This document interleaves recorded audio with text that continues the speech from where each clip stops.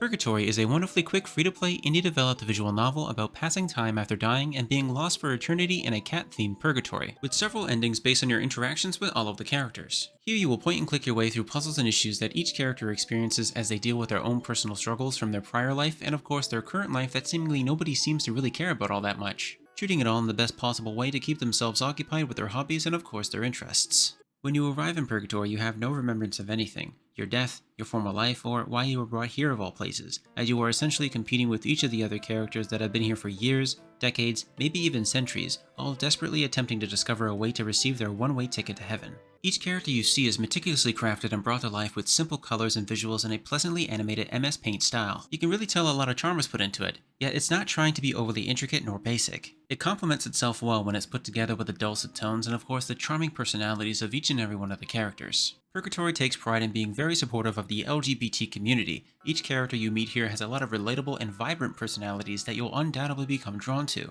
such as Kyung-soon the hyena and her silly antics being overly lazy and unconcerned about what's going on around her, who's always looking for something new to gobble down due to her appetite, or just how shy and isolated Numa is with her gardening hobbies. And while it is a game about a sensitive topic like death and the meaning of life, it does it in a fun and comfortable manner rather than being an upsetting one. What it all boils down to being is a simple point-and-click puzzle-solving adventure with 3 distinctive endings that are unlocked depending on how much you actually want to explore, interact with, and assist everybody else who are just as stuck as you are down here as you try to get through Lucifer himself. You may find yourself lost for a few hours because the game provides so little to help you figure out what to do next other than to give you a few pointers on what is required. The goal here is to pay attention to the dialogue and then to explore previously undiscovered locations until you start making more progress, discovering more secrets, more characters, and then getting items that you need to continue making more progress until it's time to figure out what ending you have gotten. You should expect to spend roughly 3 hours on your first playthrough if you take your time to explore and potentially up to 5 if you would like to return to complete the multiple endings. So if you do have a few hours to spare and you prefer a free and more relaxing game to sit down with, then Purgatory, while a little difficult at times due to a lack of clear direction on what to do next, provides many memorable moments that will most likely have you returning to do everything that you can to save each and every soul that has been lost forever in Purgatory.